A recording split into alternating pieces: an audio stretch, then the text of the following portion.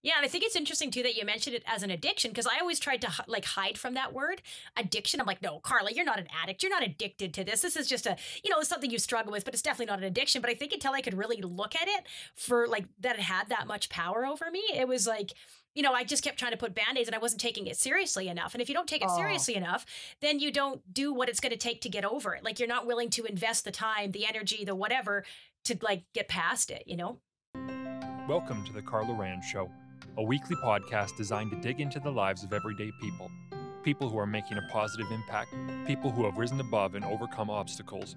Insights and stories from ordinary individuals who inspire us all towards the truly extraordinary. Here's your host. Hey, it's Carla. I just got to talk to Sharon Neufeld. This is the third time I've had Sharon on. The reason I keep getting her on is because she speaks so much truth. She knows her Bible. She's had a lot of experience and she's able to really meet people where they're at. And she's just helped me so much. And we actually got a question for this podcast interview. The question was, how do you lean on God instead of going to food? And why do we always go to food? And this is an amazing question because it's something that my clients struggle with. It's something that I've struggled with to a great degree. And I think when we have these kind of vices, what Sharon talks about is how we have to get to the deep-rooted issues. And we really get into that during this conversation. So if you struggle with, any kind of vices in your life or coping mechanisms that aren't healthy for you, this is going to be the podcast that you're going to want to tune into today. Okay, well, I have Sharon Neufeld on here with me today, and I'm so happy to have you, Sharon. We had a question come in, and I talked to Sharon about it, and she's willing to address this question. And this is a question that seems like just about everybody I talk to struggles with in some capacity or another, including myself. Yeah. So Sharon, thank you for joining me again on the Carla Rand Show. We've had you a couple of times before, and I just love everything that you share. And I'm just so thankful that you're willing to do this with me today. So thank you. You're welcome. It's good to be back with you. I think neither one of us expected it quite this way today, but here we are. And so that's great. Yeah, so the question basically came down to, how do I lean on God when faced with a challenge instead of going to food? And why is the default so often food is the question. So Sharon, I'm just going to let you roll with that one and, go ahead and get started. And I might ask you some questions for clarity or things that come up and we can kind of have a dialogue here. But I'm really excited to hear what you have to say about this question. Well, Carla, first off, this is, I would think, something that a lot of your listeners, viewers would be able to identify with. You said that you can resonate with it. So can I. I don't know of too many people who wouldn't be able to kind of resonate with this topic. And even if it's not food, it's something that we tend to turn to rather than turning to God. So I think if we can just acknowledge that even, and as a premise to say that there's things we turn to, then that would help us as we begin this discussion. So it's a common issue for many of us. When we're faced with something, and I think this is a part we have to look at, is generally something happens that we're challenged with. And it can be big or small, but whatever it is, as soon as we're confronted with something, even if it's loneliness or boredom, we're left with choices. And some of those things cause dysregulation in us. They cause dysregulation in the heart. They cause dysregulation in the body. Okay. And so when we don't know where to go with some of these things that we're confronted with, and we may not even be aware we're being confronted with it, because a lot of times, Carla, we don't even stop to go, what's going on, which is, we'll look at that as we get further into this.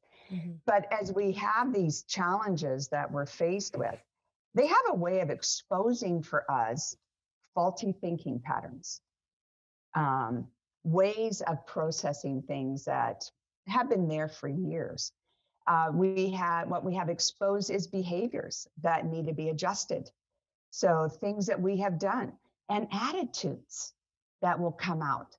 So this is we're talking specifically here about turning to food, but it encompasses a pretty broad scope of who we are as an individual. So when we are confronted with something, often then the default is to turn to something to feel better. We don't like being dysregulated. We don't like how something makes us feel. And so we want to turn to something to either distract us, get us away from it, to numb the pain. So it could be that it's like, I don't like feeling this way. So I want to turn to something to numb it, or I want to turn to something to just make me feel better, even if we know it's only temporary. So true. And when you say that, like, I think of the times when I just started binge eating and I would just like almost turn off my brain and just start like eating. And I'm like, why am I doing this? Because as I'm doing it, I'm like, this is not a good idea. So it's like I click a switch off in my brain so that I don't feel that little like, Carla, you shouldn't be doing this. And then I just keep eating, but it's somehow making me feel better in the moment, right? Whether it was because I was feeling lonely, I was feeling stressed, I was feeling tired. It's soothing me in some way. And it's very powerful. Yeah. Oh, it is. And you know what? We have to be able to admit it's an addiction. And we're going to talk about that in a moment and how addictions can come about. But when obviously then this makes sense to you. And I know in my own life, I mean, that's exactly how it has been for me until I was able to start going, wait a minute, what's going on? Mm-hmm. So we turn to things we turn to something that we have a history that's attached to it. Okay. Mm. So there's usually history surrounding what we turn to. Somewhere, what we've turned to has became something that we found beneficial. Mm-hmm. So there may be a starting point for where that started. And it could have been very innocent, but it helped us at the time. And it's not even like we even noticed that it helped us, but it helped us. And then it becomes this point in our life where it's a knee-jerk reaction. We just automatically do it, like you were saying, and like I have found. And we don't even stop to get a pause to say, what am I doing? Why am I doing it? So somewhere there's a starting point. And then eventually it's a knee-jerk reaction and a way of coping, which eventually becomes an addiction. So does that sound familiar? Yeah, absolutely. Because I remember specifically when I was 12, I remember eating the whole box of those crisper kind of crackers, the entire box. And I was like, oh my goodness. Yeah. And I actually I tried to throw it up. I couldn't like make myself throw up, but I just felt so sick. I was like, what was I even thinking? And at that time, I wasn't thinking of bulimia. I wasn't thinking about eating disorders. I wasn't thinking about anything. I was just like, it felt really good to eat that, but oh my goodness, it sure feels awful now. And like, how can I get this out of my system? And I just couldn't. I had to just wait until the pain in my stomach went away. But I guess obviously that soothed something for me. And that was really a dramatic, normally I wouldn't eat maybe quite to that extent, but often eating till I feel sick, like till I feel like I have to go lay down, And so like, that's kind of crazy. Yeah. And can you see where we end up putting into our mouth something that's physical when really it's an emotional or spiritual issue? Mm. So we're hoping to use something tactile to settle something that is not physical. Yeah. But it's something of the heart. So, but just stop before we run ahead like that. Mm-hmm. When we are in that pattern of running to food and after we've eaten, how does a person generally feel after they've gone and eaten? Guilty, frustrated, ashamed, all the negative things come up pretty quick after. Yeah. Yeah. So this way of coping, when we think about the way of coping, which I think is what makes some of your listeners and even myself come to a place of a pause, is because we feel stuck. Mm. Trapped. And exactly. Trapped is another really good word. When we feel like that we're stuck in this coping way, we get discouraged. We can feel defeated. And I think this is the point where when people will actually start turning, because it's like, you have to ask yourself the question, is this who I want to be? Mm. So I think we have to really, give ourselves even a moment to pause to say, is this who I want to be? Is this the type of person I want to be like? Running to food, eating uncontrollably without even a second thought. And then on top of that, to say, do I believe I have a choice? Mm. Do I believe that it's possible to live differently? Because when an addiction has taken over, it's almost like you feel like you don't have an option. Totally. Yeah. It's just like, I got to eat this. If I don't, something like my head's going to blow off or something horrible is going to happen. I'm not going to be able to cope. Exactly. Yeah. But it's when we kind of go, is this who I want to be? A person who is eating out of control, drinking out of control, turning to whatever out of control, even if it's, even things that socially are acceptable. is this who I want to be? So in that moment, Carla, because you were asking the question, how do I turn to God rather than turn to food? You have to be able to stop and say, what do I perceive God is inviting me into? Because as we're going to look a little further on, a lot of the things that cause dysregulation within us have very much relational connotations to them. Mm. There's way more relational, personal identity attached that we've just never stopped to assess. And so when we stop to say, this is not the person who I want to be, well, then what do I believe that God is inviting me in to be? What is he asking of me? Because you know what? He is inviting me into a deeper intimacy and connection with him than I even want. Mm. That can feel very terrifying. Yeah. And I've experienced that when you say that, like that's been, a lot of my journey this year, like knowing everything in my head, but not getting it sort of to my heart and really understanding that God loves me at that heart level and not just in my head. And I feel like, yeah, I think that's the piece, right? Like, it's not just about the food. It's not just about, being in the kitchen and eating and being hungry or even feeling tired or lonely. There's so much going on why we do that. And that's why it's so powerful, because it meets so many needs for us in the moment. And plus it's become a pattern because most of us have done it for years and years. It's not something we just started yesterday, right? It's years of this. Right. Yeah. Yeah. So to begin to change a pattern, then we have to say, well, what am I being invited into? And do I believe that invitation into relationship with him is good? And do I want to go into it because of a love relationship with him? But what you said before, I think, is really very important. And I just got a quote recently, a couple of days ago, that Waldy sent to me. And the man says, the exodus from the head to the heart is the longest journey we'll ever make. Mm. Yeah. I love that. I think that is so true. So before we get into some steps, what we can do, I think it's really important for us because we're talking about some really key things that both you and I have even felt in our own lives. And that is to talk about the relationship of food and rituals. Okay. Mm. So we're going to look about that before we go into steps, just so that we can get a little bit more clarity on what's surrounding it so that we understand there's a lot present. So first off, and I know you will know this really well as a coach and working with nutrition and stuff, when you eat food, it does something to our body, right? Mm-hmm. Yes. And that's one of the reasons why it's addictive. I mean, and there's really good chemicals that are released that tell us that our brain says, we're hungry, we need to eat. And then there's times that there's other things released. And we know how kids can be before supper. And it's like, oh my goodness, they need to eat. And then they settle down. Okay. So yes. Yeah. So when we eat, our body releases pleasure chemicals. Mm-hmm. Right. So endorphins, dopamine, no different than drugs or alcohol or going to your cell phone or going to porn or whatever. When there is dopamine release, those pleasures, see, we want to feel better. Mm-hmm. So we do what's going to bring us pleasure. Mm-hmm. So dopamine is that reward center in our brain. And it is released when we do something that makes us feel good. And we often don't even slow down enough to even taste the food. Yeah. Even distinguish and discern the texture. Or even to decide, am I satisfied? Am I full?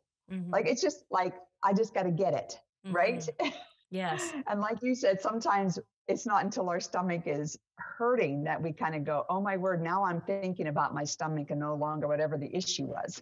Yeah, and I think it's interesting too that you mentioned it as an addiction, because I always tried to hide from that word addiction. I'm like, no, Carla, you're not an addict. You're not addicted to this. This is just it's something you struggle with, but it's definitely not an addiction. But I think until I could really look at it for like that it had that much power over me, it was like, I just kept trying to put Band-Aids and I wasn't taking it seriously enough. And if you don't take it seriously enough, then you don't do what it's going to take to get over it. Like, you're not willing to invest the time, the energy, the whatever to like get past it, And you know what? And unless you're willing to admit this, you won't even ask for help.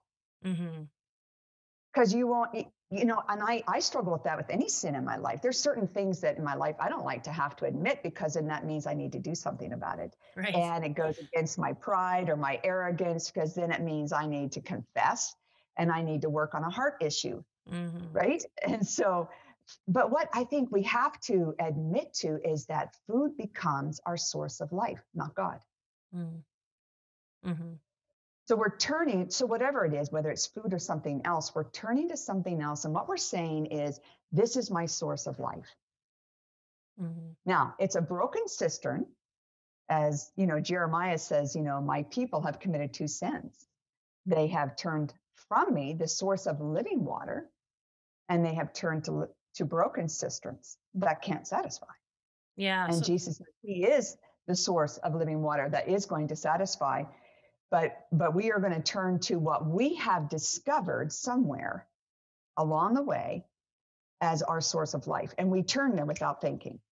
And we don't want to go, oh, my word, this is my issue. I need help. I think it's so true, like what you say, too, because it's not that we just turn away from God. And, okay, we're just turning away from God. We turn away from God to something else, because we still need those needs. Those needs have to be met. So if we're not going to God for them, we're going to be going somewhere else, guaranteed. Like, nobody can just say, oh, well, Yeah.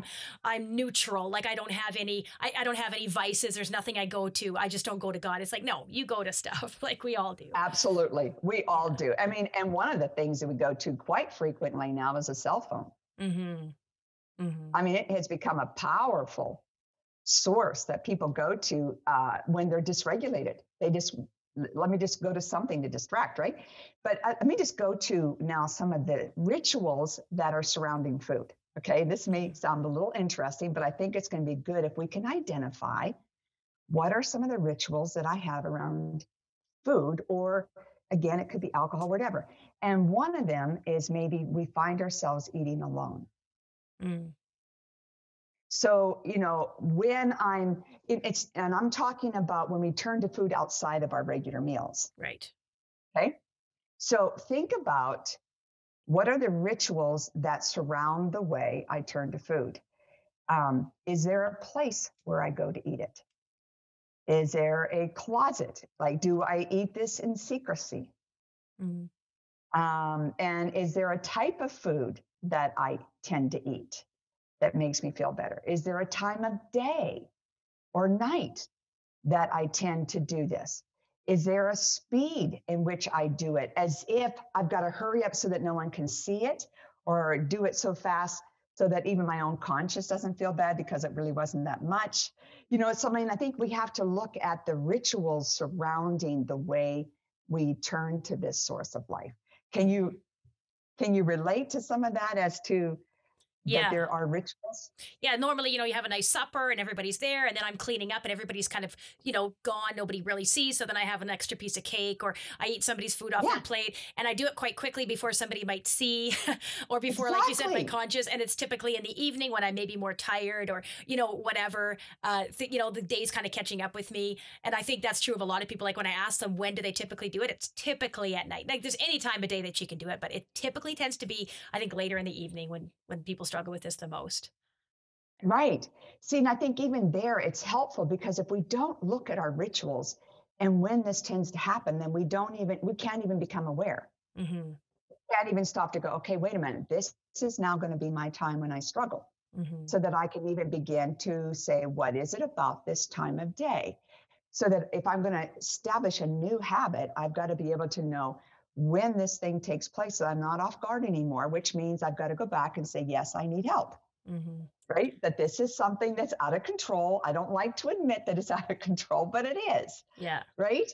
And so, okay, so those are things that will help people, is to even identify what the relationship with food is. And I agree with you, Carla, that cleaning up as a mom after a meal and getting that extra snatch so that you can look like your plate isn't that full, but you can have your second helping really is in the cleanup process. Or in the preparing. I sometimes will eat a lot when Absolutely. I'm preparing too. Yeah. Yeah. Well, you're just tasting it to see if it tastes okay, That's right? Yeah, exactly. And we justify it, right? Yes. So generally, we're going to now move to the second part, which is that what we're going to find is there's a heart issue or a relational issue behind this.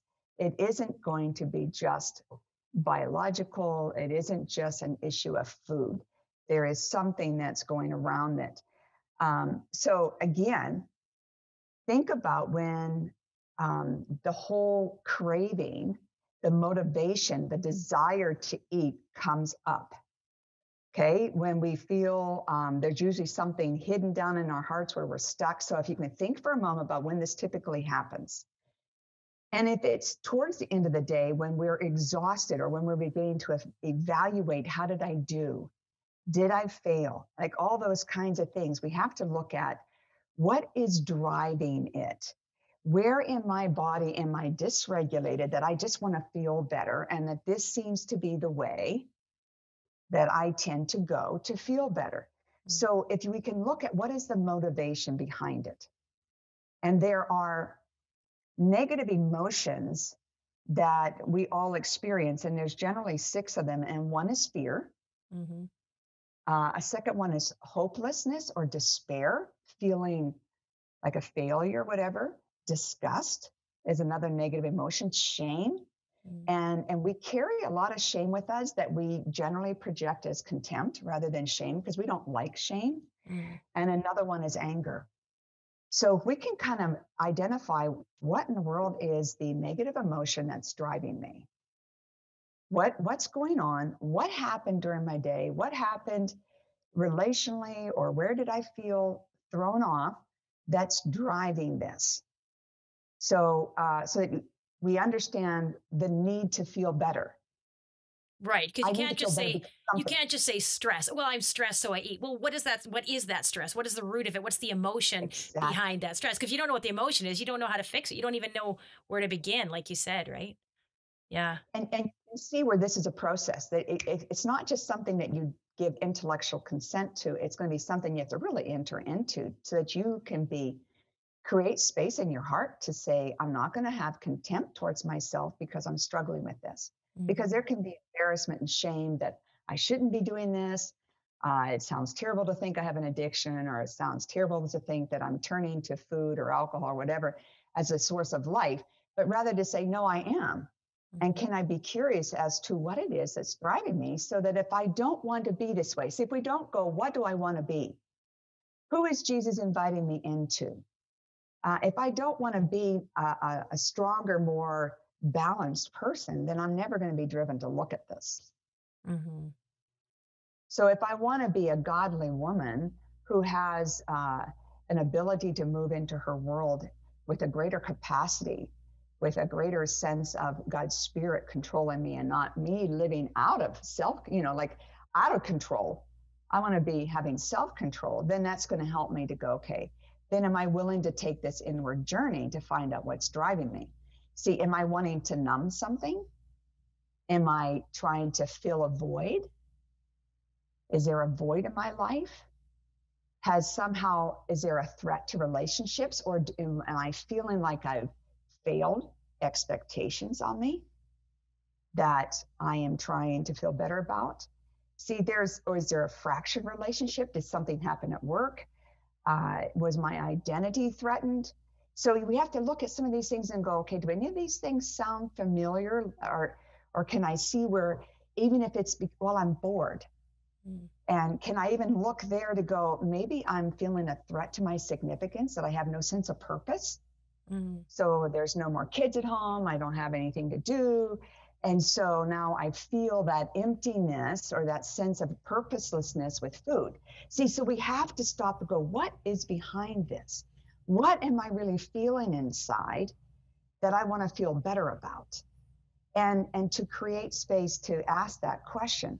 I'm so glad you said that, because, I've had nutrition coaches and tried to have these nutrition coaches help me. And this is really why I want to get into this, and Carla, why don't you just stop at nutrition and fitness? Well, because people need to know why they're binge eating. People need to know why they don't want to work out, or why they work out excessively. People need to know why. So unless you're willing to go into that deep stuff, a nutrition coach that's not going to be enough. Like, they can tell you how to eat and what to eat, and they can, certain coaches, like I know for me, I do get into some of this, but you need to be willing to do the deep work, and you need to be able to take some time to let this process and journey happen. I know I've been working at it fairly hard for about 8 months. And I feel like I'm fine. Like, I mean, I struggled with it for a long time, but really started to like, okay, Carla, you need to do something about this. It's been about 8 months, and I feel like I'm finally really starting to gain some ground, you know? Yeah. And I mean, and I know that like I still have times where I really fail, but I feel like I'm finally like there's some processes happening. And that's from, I mean, that's like what, 20 years of my life where I've struggled with this, right? And I'm finally, you know, making some headway now. So you can't, it's not, like you said, it's not a snap of the fingers or just like one quick strategy that's going to be the game changer. Yeah, absolutely not. And so after you kind of stop to go, what is driving this? One of the ways that can help us to even identify that there is something off is we carry stress in our bodies. All of us have dysregulation of some sort. So when we become dysregulated, when we are feeling something, sometimes we aren't even aware of what we're thinking until we can stop to say, my body is feeling off. Where am I feeling off? Mm. So for me, if I'm going to feel off, it's going to generally be in my shoulders and neck area. Mm. Okay, so it's like, okay, wait a minute. What's my body telling me? Because your body will often tell you before your mind that something's off. Mm. So even if you can stop to say, okay, I am feeling anxious in my body. Even if you can do, oh my word, I'm kind of nervous and I've just had supper with my family. Like, what's going on? Where am I feeling it in my body? So even if you can stop to go so that you actually begin to go, oh, in my stomach. Okay, so what's going on? So that even that can help you to identify in your body, because your body stores memories. Your body knows and has these repeated patterns of where, you know, how your body has felt for a long time. And so for years, we often never stopped to look at it because we didn't have maybe the space or we weren't encouraged to look at it. So this is something that your body has felt and has carried it. So even begin to understand, okay, I carry it here. When my shoulders go up, that means I'm either very excited about what I'm doing and I'm into my project, or I'm nervous. And then before I know it, it's like, oh, I've got a stiff neck. And, you know, so it's like, okay, so can you stop to go, what am I feeling in my body? What is my body telling me? So so either way, you can start with the mind or start with the body, but often we feel stress in our body. These emotions we talked about, we're going to feel in our body. I feel it. Yeah, I usually feel it in my throat and then like in my chest, a tightness in my chest and kind of an ache in my throat, or like a clenched jaw. Like sometimes I'll wake up and my jaw will be just clenched and I'm like, what is going on? So for, you know, I think like you said, it's just different for everybody where they're going to feel it. But I think it tends to be, shoulders, chest, throat, I think is maybe more common, at least from what I've heard. I don't know. Absolutely. Absolutely. I would totally agree with you there. And so I think you have to kind of go, this is where we need to be kind. Because somewhere in our story, these things were happening. And again, if we weren't read well, where somebody could see us to say, you look like you're off. Is this making you have an exam tomorrow? Are you nervous about that? If you were never seen and attuned to where someone could actually help you know how to regulate your body, then we learn to regulate it by doing other things. Mm. So that's why we have to be kind about this and not have contempt. Because if we have contempt, when we use contempt towards ourselves, like, oh, I'm an adult now, I shouldn't be doing this, like, how stupid is this? You see, that's contempt. And right away, when we have contempt, we are really saying, God, we are pushing you out of the way, we don't need you. And we're once again dismissing our heart. We're not really looking at what's going on in my heart that needs to be addressed, that needs help. And you're the only one, Carla. I'm the only one, Sharon, that can actually stop to do that. Mm-hmm. They'll say, okay, am I willing to get the help? And so anyone that actually reaches out, I mean, that's a courageous step. And that's at that place where you go, okay, I don't want to be this way anymore. I want help. So am I willing to do the work? That long journey, the exodus from the brain to the heart, right? Mm-hmm. So we have to stop and say, okay, what just happened that made me feel this way? Mm-hmm. And I realize we may not be able to get to everything I would love to get to here today, but if you can think of a circle, Carla, okay? So if you can think at the top of a circle and draw a circle, we're going to start at the top. Something happened, which causes us to be dysregulated. Something happened that it's like a challenge to my ego, to a threat to my position, where I feel like I'm going to be a failure, whatever. Generally, when we feel panicked, right away, our brain says you're alone. Can you immediately then say, oh, that's why this is a relational issue? See, when something happened when we were younger and our body was telling us something, we maybe didn't have anyone to help us. We were alone. So we were left to our own devices to figure out how to regulate ourselves. So in this panic state, when something happens, immediately our brain is saying, am I alone? And if we believe we are alone, then we're going to go to what we think we need to do to feel better. Okay, does that make sense? Yeah. Okay. So then if I don't have anything to regulate myself with, and I'm left in this panic state, then I have to ask myself, okay, so what am I afraid of? And at this point, when things become escalated, all we can think of in that moment, in that circle, when something happens and I don't know what to do with it, all I can think about is I need to get rid of this bad feeling. Right? I mean, so before we're stopping to even go, what's going on in my body? What am I believing? All we're thinking is, I need to get rid of this feeling. I need to feel better.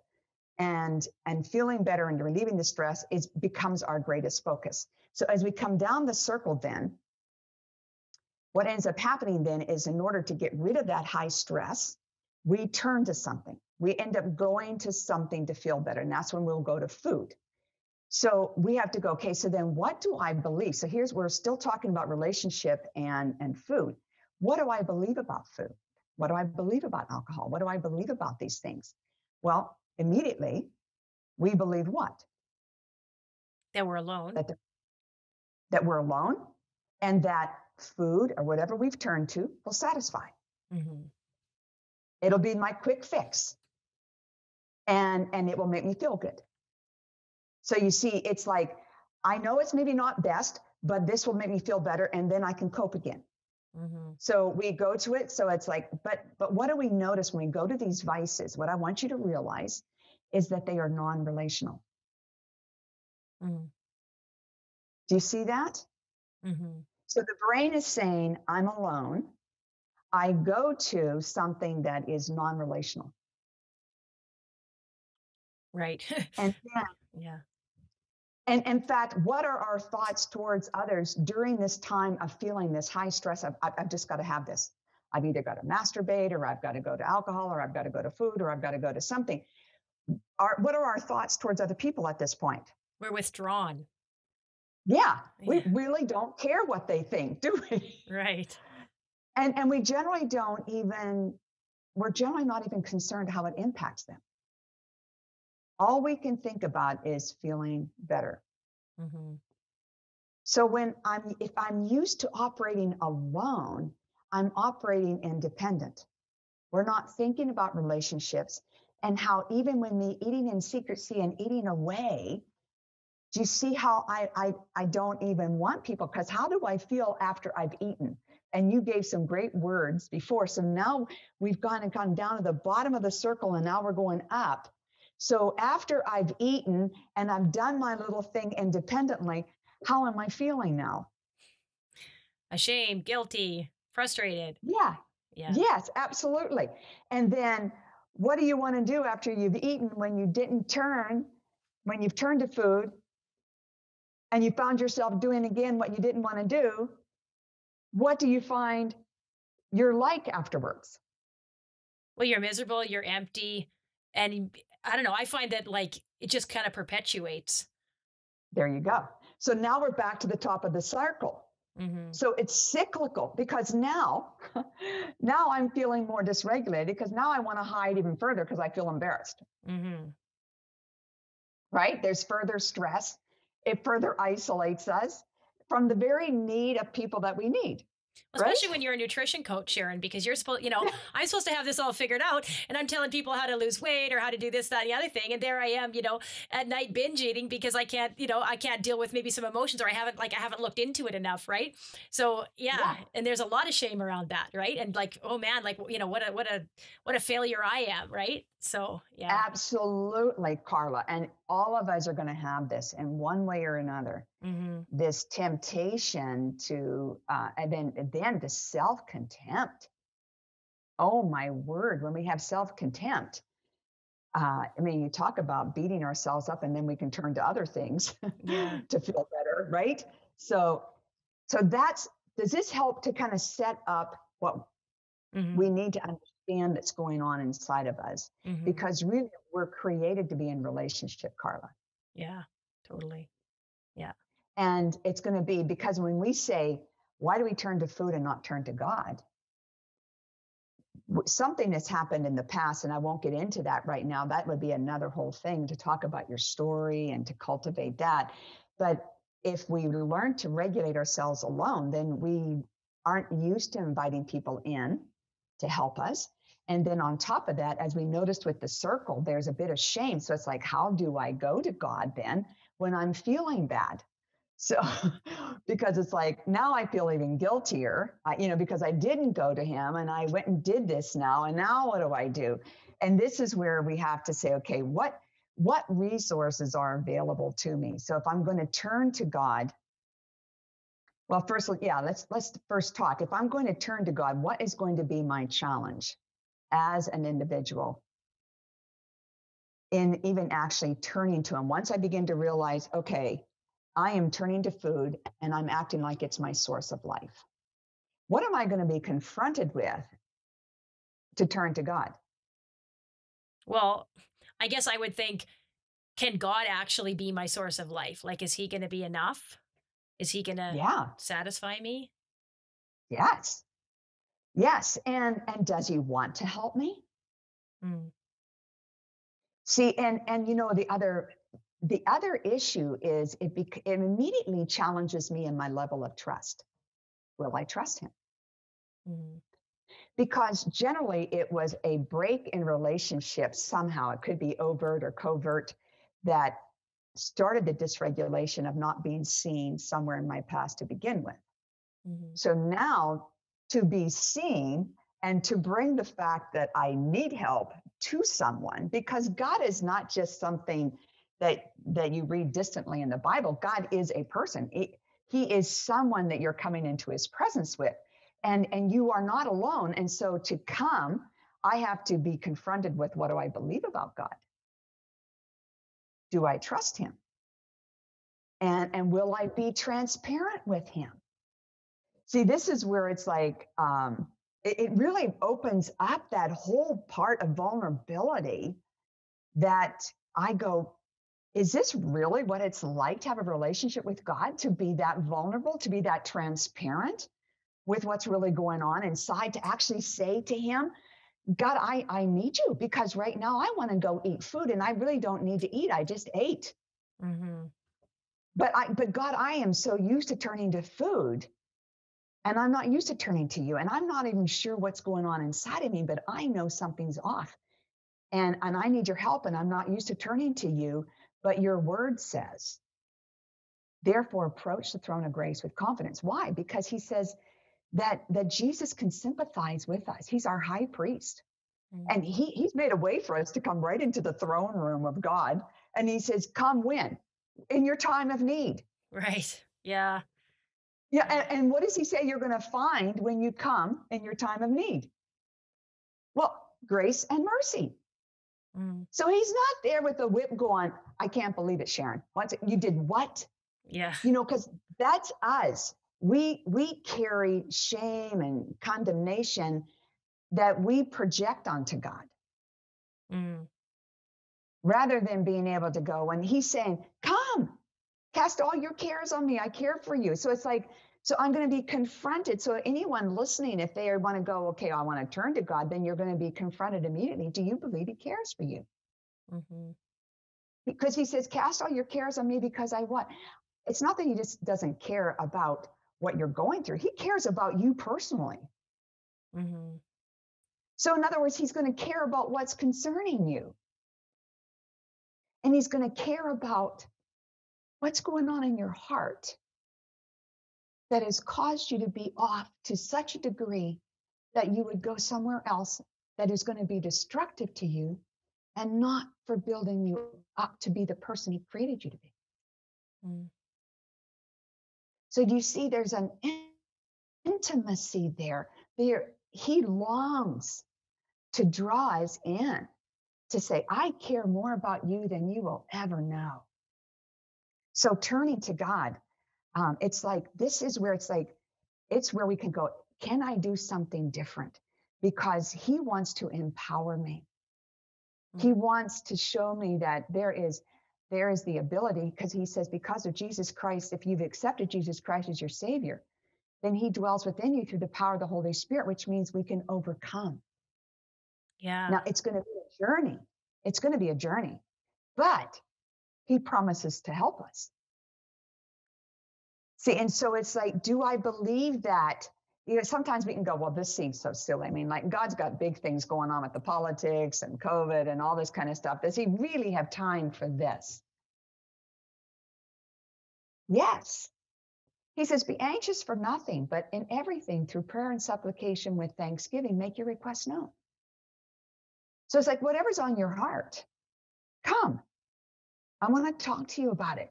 So I don't think, Carla, if we've not had people in our past who have said, I want to hear your heart, tell me what's going on. Let me tell you something that I found extremely fascinating. Do you know what gives you the highest dopamine rush? I'm not sure. I'd have to take a guess. I don't know. Again, we hear about sex being a real high level of dopamine. Did you know attachment is the highest level of dopamine?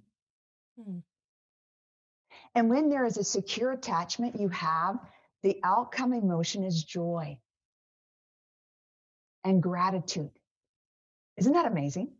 Yeah. So that's what I'm saying. We have to stop and say, what is God inviting us into? It's going to be way more than what we even anticipated. Mm-hmm. Okay. So we're going to identify what we're feeling, be aware of what's going on in our body so that we can actually go to him and begin to say, okay, these are some of the things I'm starting to feel. But we're going to be confronted with trust.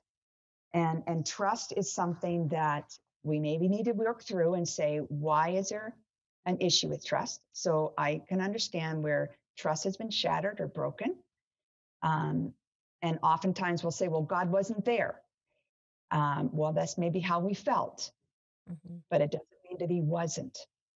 And so can we imagine that he was there and that he does want to help us today? Yeah, I think So for me was- too, like what you're saying, trust is so true. But I think for me too, for me, I had to get over the fact that I felt like I had to clean myself up a little bit before I went to God. Like, okay, I can't go to God in my complete mess. Like, I got to at least clean it up a little bit. So it's like, okay, well, until I can clean it up, I shouldn't go to God. Well, I can't clean it up on my own. So then I don't go to God, or I go to God in little spits, like just really quick, like, okay, I'll quickly pray and read my Bible. And then I get out of here because it's really uncomfortable. I had to just go to God and say, God, I'm a mess. God, I'm angry at you right now because you let this happen. God, I'm upset. And just let it out, just pour it out. And I feel like, you talk about that attachment, then, oh, God, actually, he knows it anyways. Just let it out, and that was huge for me, just to really be able to say, God, I'm upset at you right now. And know that he's not pointing his finger and say, you shouldn't say that. Go clean up your act. Right. Absolutely. And again, can you hear the condemnation and judgment that is not of God? Mm-hmm. Where we have these misconceptions about him because he says, come. And if we confess our sins, he's faithful and just. It's like, I used to try to, like you were saying, I used to try to clean myself up first too. But it's like, wow, that really makes the whole work of the cross a sham. Yeah. Because if I could clean it up, he wouldn't have needed to die. Mm-hmm. So I'm really saying I don't need you again, rather than going, you're right, I need you. Mm-hmm. I can't do life. He never created us to do life alone. Mm-hmm.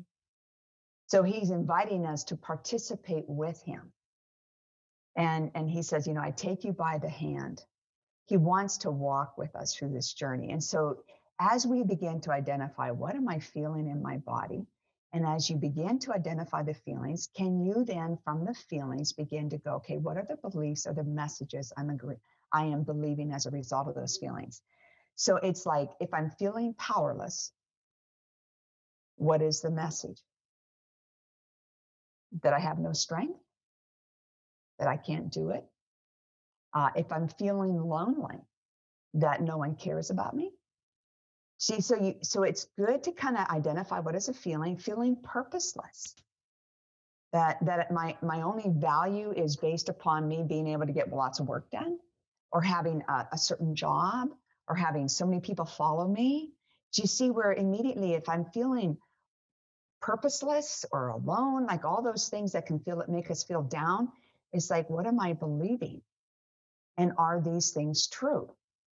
So this is where Paul gives some really good instruction in his word in 2 Corinthians 10.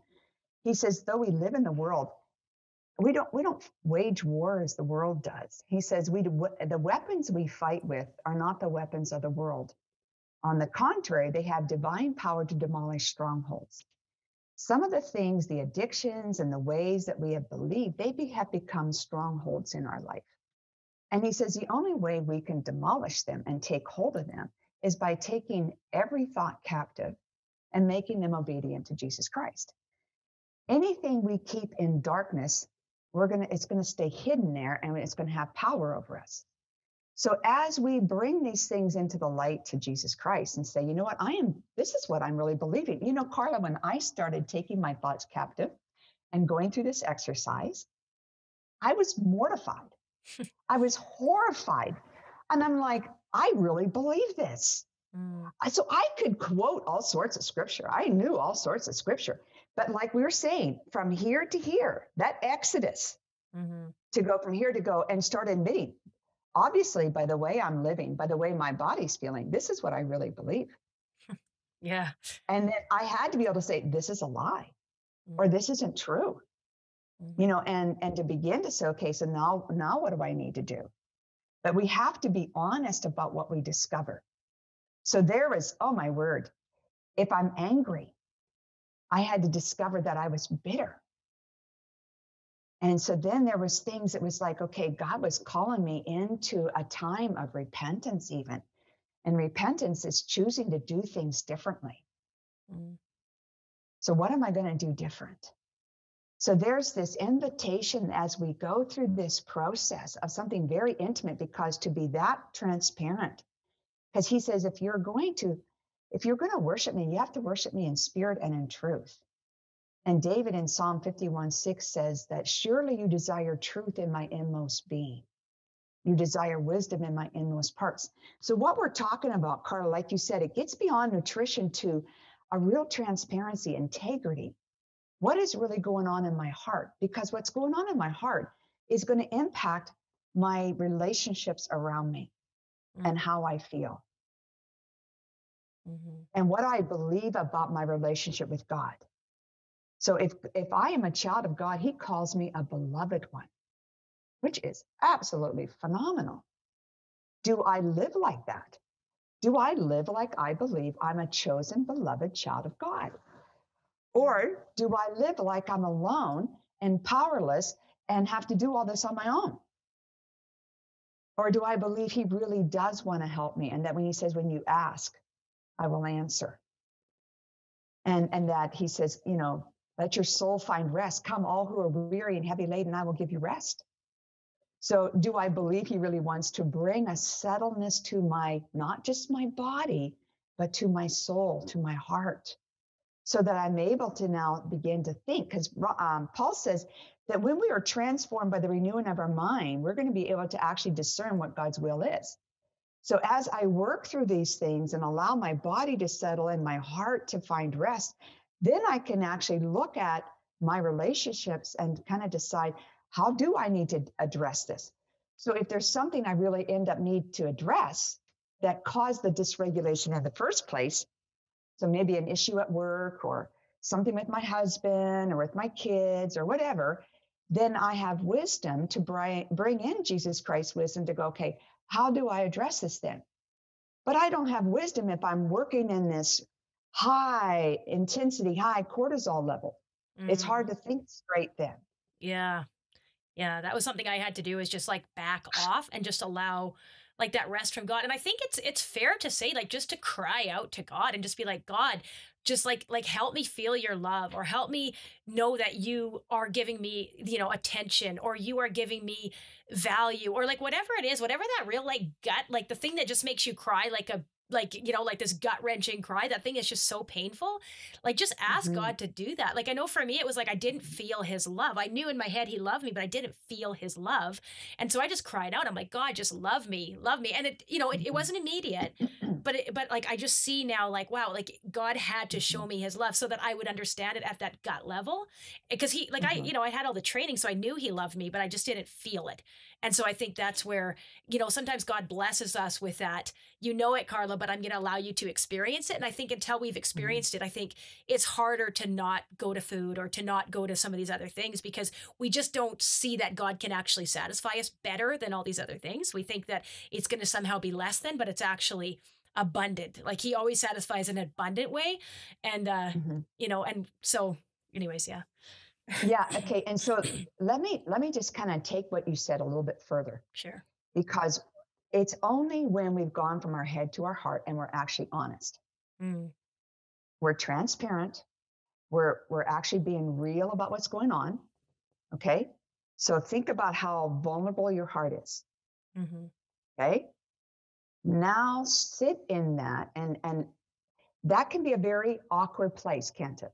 Yeah. Because I'm admitting that I'm lonely. I'm admitting that I've failed, all that. All right. This is now when we need to have and hear the truth.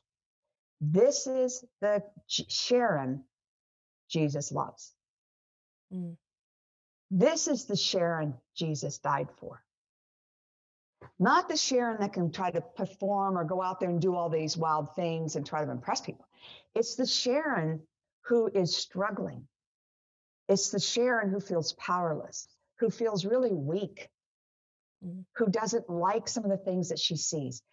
That's when the gospel becomes real in your heart. That's when it goes from the head to the heart, because now you're actually being open to allowing those truths to penetrate where you really need it. And I remember the time when it's like, because I remember saying to him, God, I feel like a failure. And he says, Sharon, you are my dearly beloved daughter. And with you, I am well pleased. And I broke. Because that's not when I felt like I deserved to be loved. And it's not about deserving, and it's about him opening my heart to receive the love that's there for me. So that's when it can hit the heart, but not if we're not real. If we stay in our relationships just in our head, then our heart never gets what the gospel has come to give us, and that which is life and joy. And that was so uncomfortable for me, Sharon, to just be vulnerable. But I, like my word for 2020, when I look back, it was all about being vulnerable on so many levels. But the thing that helped me the most was, being vulnerable with my husband, but really being vulnerable with God, and myself, and just being like, it's okay to come to God in a complete mess. Like, that is okay. He knows it anyways. So. Yes. And, I know we're getting close to the end here, but I think a couple of things that would be really important then as we've gone through this, and we're inviting God in, we're doing something very different. I think another thing that would be really important is, looking at what are the resources available for me. So can I invite somebody else into the journey with me? And I'm here when I talk about this. So, I'm trusting that people will have done this with God. But then also to realize we're made to be in community. So can I invite a safe person, not someone who's going to shame you, but someone who understands, who can go, oh, I get it, rather than someone who looks down and goes, oh, well, I've never struggled with that. It's like, okay, I don't feel safe with you. But someone who gets it, that I can be accountable with, to share your heart, because we need to know, are there people there that I can talk to? And if not, will I learn to turn and lean on God, because he's always there. He says, never will I leave you, never will I forsake you. So we have to start doing things differently. So we start, just like we found that there were rituals around eating, we have to start now developing a new habit. What do I want to do in those times of temptation so that I don't fall back into it? And it may be that I can't stop in that moment and go through the process that we just talked about right now, as far as identifying all those things, but we can at least go, oh, I know what I'm doing. It's after supper. My temptation is to want to pick up extra pieces that I don't need. So what can I do to do it differently so that I don't repeat that pattern, but then maybe I have to process it later because I've got a bunch of kids around me, or I've got company or whatever, and I can't process it right then, but I do know I need to process something. But I might be able to go, okay, maybe I need to have containers on a table, on a counter before I sit down, so that when I get up, I let somebody else put the extra food in the containers. That's so that I'm not the one putting the food in the containers. If that's a temptation for me, can I give that job to somebody else? See, it's like, which we don't like to do, because then we don't get to decide some things, right? But what we're really doing is we're blessing. We're saying, you know what, I am going to do something that's good, and again, if we can realize the motivation is, this is not who I want to be. This is who I want to be. And God, I really want to be a woman of character. I don't need to eat anymore. And I don't want to use food to replace what only you can give me. So trying to find other choices for yourself in other ways of doing things, even not buying certain food, not even having it in the house, so that it's not even a temptation for you. And if you are going to, if you go, you know what, I do run a snack, will I have other food in my house that actually my body can actually digest as nutrients, that's actual food for me that my body could enjoy, and have it in your fridge or somewhere that you can actually enjoy and not feel any guilt about it. So, try to put some of those things in place that can also help you. That I think is really important. And here's where your nutritionist and that side can come out. But often we eat food that is not really food that that helps our body. Often it depletes us and doesn't really build us up. It depletes us. And so having food available that's actually going to do something for my body in the same way. The other thing is, will I turn to things that's going to build my heart, that's going to help me in my relationships with other people? See, if we realize this is really about relationships, about operating alone rather than interdependent, then we have to go, okay, what is it like to invite people into my life? And Carla, like you, I had to really, there were so many secrets for me. It was really hard for me to open up and to be transparent with people.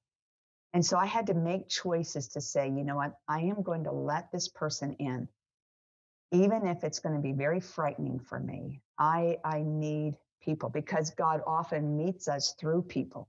People will fail us, but I needed to start opening my heart, just like you did, to say, I need to invite others into my journey so that I can be a richer person. And one of the people is my own husband.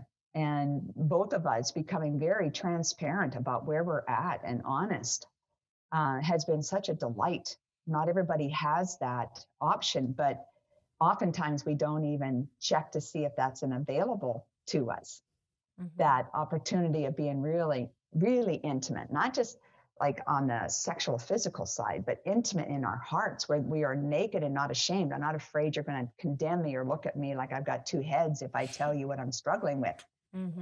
So it's that learning to do things differently, not hiding, because that's what sin, and that's anything that's kept in secret and in darkness, keeps us from the light and from moving forward. So if we bring it into the light with safe people with the Lord, knowing that he wants to help us. Yeah. Does this make sense? Yeah, really good, Sharon. Yeah, I just like, amen, amen. So much of what you're talking about is just like exactly this, the process and the journey that I've gone through.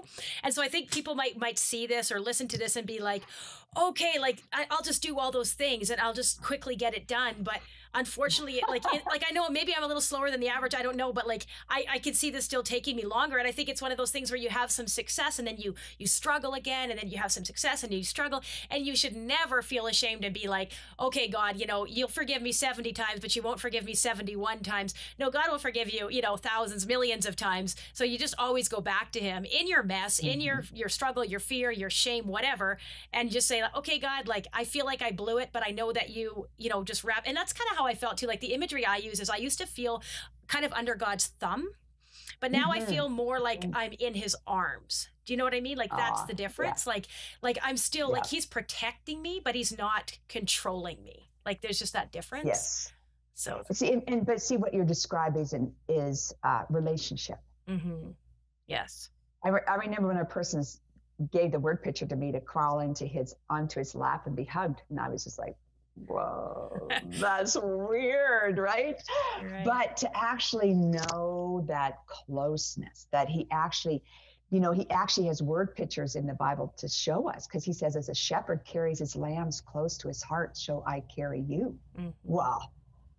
Carrying you that close, or the idea of a baby finding rest next to he's like, I want you to settle down against my chest. Mm-hmm. Like, that's really intimate. Mm-hmm. And so, yes, this is a journey. We didn't get into our habits overnight. Mm-hmm. We're not going to come out of it overnight. But can we at least start the journey and begin to even ask those questions? How did I come to this place? Mm-hmm. But get with another person and begin to become curious and support each other on the journey. Yeah, thank you. Thank you, Sharon. All right. Appreciate that. Wonderful. This episode is brought to you by my company, Power Fitness Online. We are a tight-knit fitness community, and we guide you every step of the way to get fit and stay fit through our live workouts, nutrition coaching, and incredible support team. Go to powerfitnessedson.com to learn more. Thank you for tuning into the podcast today. If you enjoyed it, please leave a positive review on Spotify, Stitcher, Apple Music, or wherever you're listening. And if you're watching on Facebook or YouTube, I would love to see your comments. I would love to know what you think about this episode and interact with you. I love hearing from you. Once again, I'm Carla Rand, and this is The Carla Rand Show, and I can't wait to see you next week for our next episode.